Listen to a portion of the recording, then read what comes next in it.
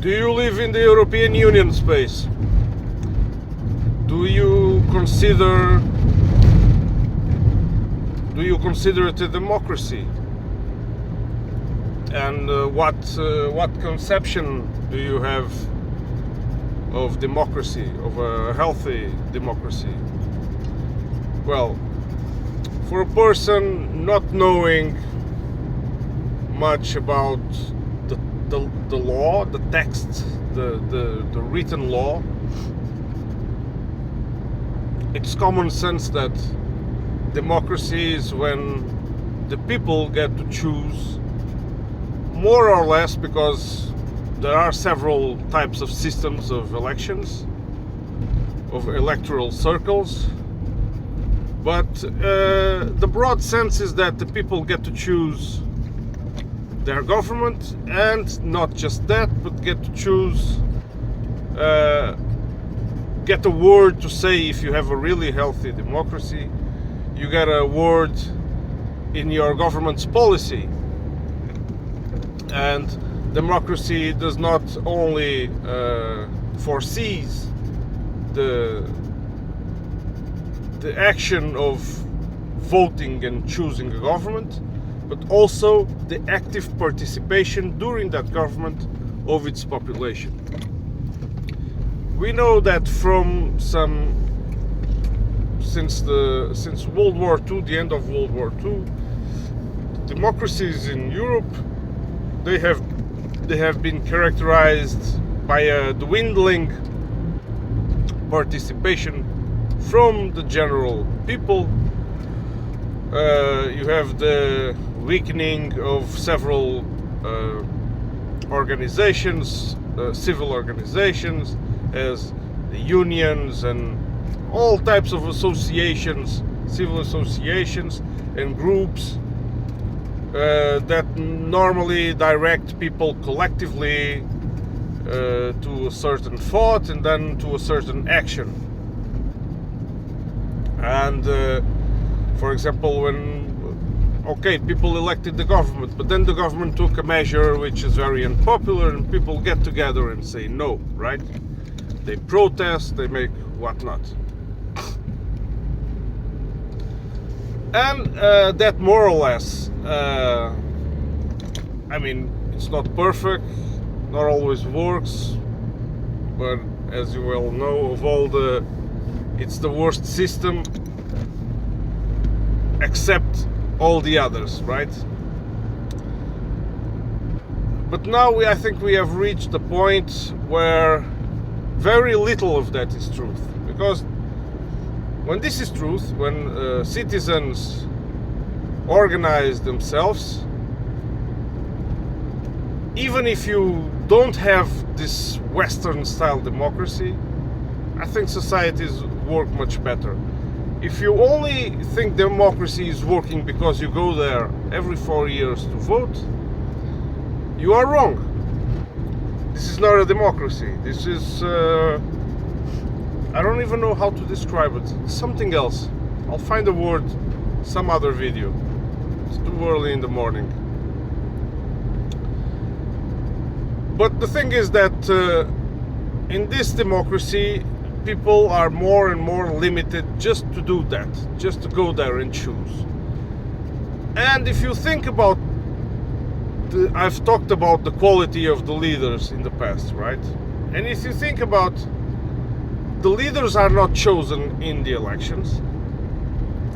The leaders are chosen prior to the elections in a non-declared, informal space, being the main one, the informational space.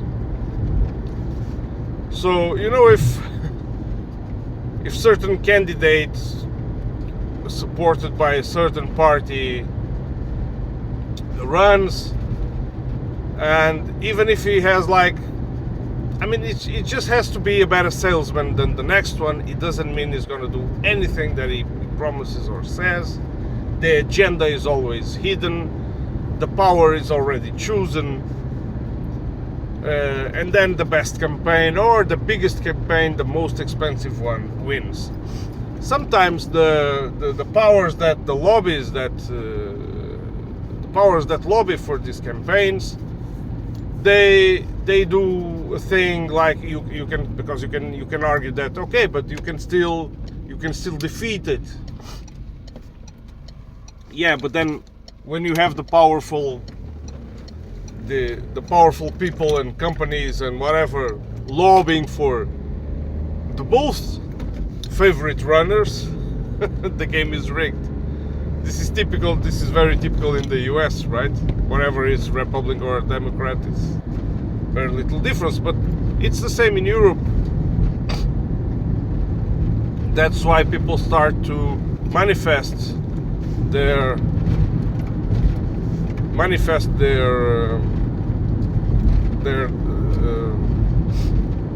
unhappiness by starting to choose little parties. But that only lasts. That doesn't last much, because immediately these parties, if they grow, they get captured. Or sometimes they are fabricated to grow, like a lot of this right-wing populism and conservative, neo-conservative parties. And so, within the European Union, which was sad and like almost common knowledge that was land of freedoms and progressive ideas, healthy democracies, you have things like it's not anymore. So I mean, it's not as simply plain as that. It's not anymore.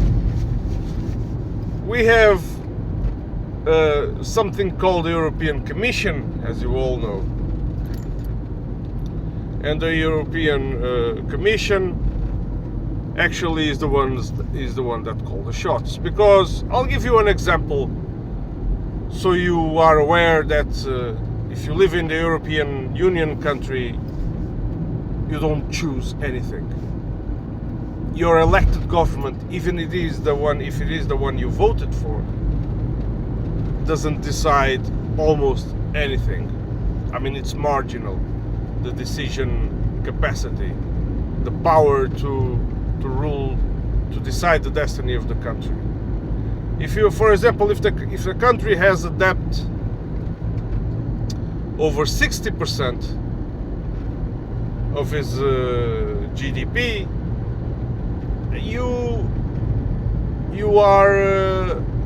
your policies might be. The European Commission has the power to restrict your policies, has the power to decide if you should make this spending or not, and can even decide where you spend the money. I mean, you have all these packages. And the most absurd, you have all these packages that if you want to receive them, you have to agree that this money has to be spent on this and that. So you're not really ruling your countries. The European Commission is deciding the fate of your country. And so you are electing a government which is not really in power, which is just obeying to the European Commission. And there you go. Do you think so? Answer the question. Do you think you live in a democracy? Right? I mean, and of course, then you have an external policy.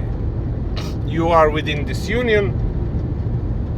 You want to pursue peace, for example, in the matter, and then the union where you are drags you continuously to external conflicts, to imperial conflicts, to colonial style conflicts, and you have to go along, otherwise you risk being called undemocratic.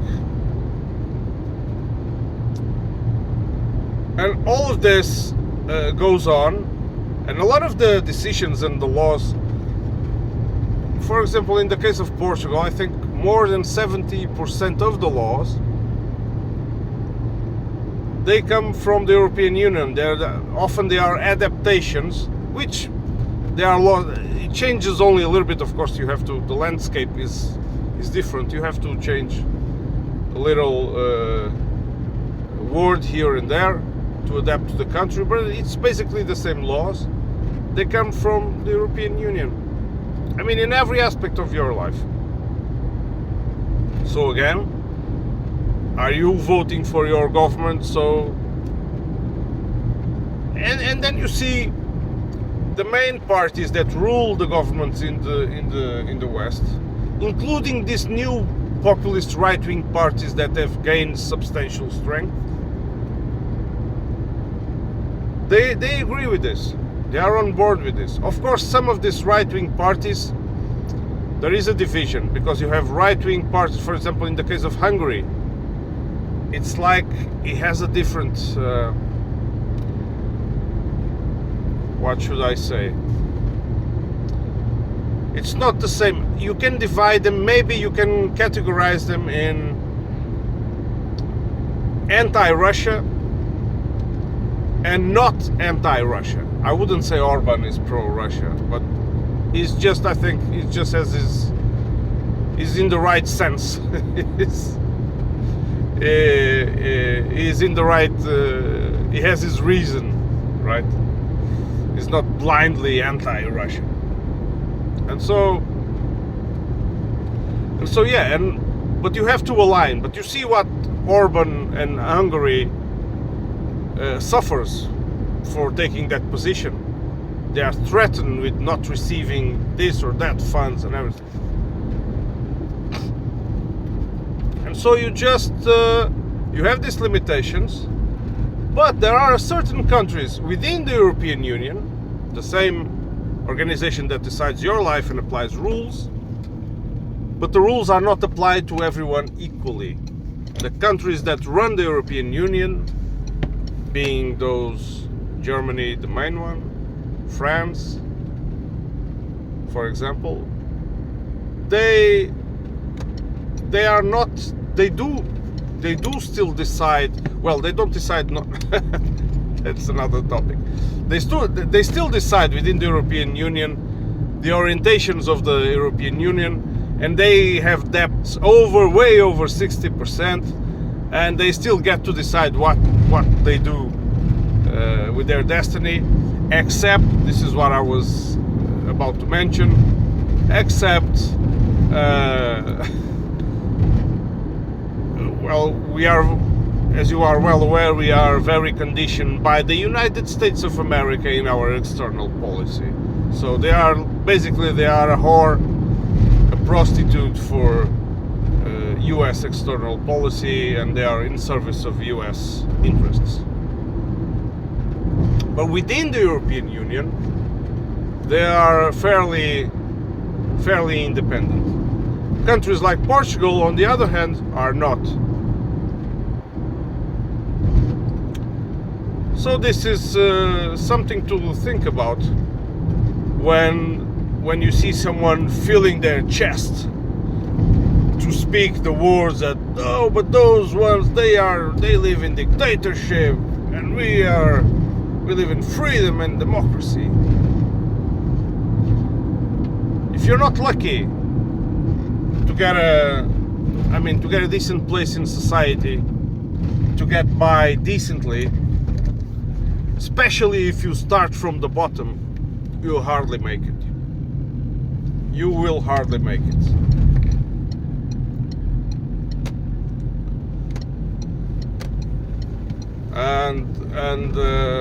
And yeah, it's a system that will exclude. Of course, there are some exceptions. That's all there are. I call to those exceptions the plant that grows in the crack of the concrete, and it grows healthy and beautiful. It's the examples of the person who was born in a very poor community, marginalized community, and thrived to a more important place in society. Normally neoliberals, the liberals like to give those examples. They go and search for them, collect them, and only show those to indoctrinate you and to think that you live in the best society of all, where everything is possible. It is not. Okay, I am arriving at the gates of work. I hope, sincerely, I see you on the next one.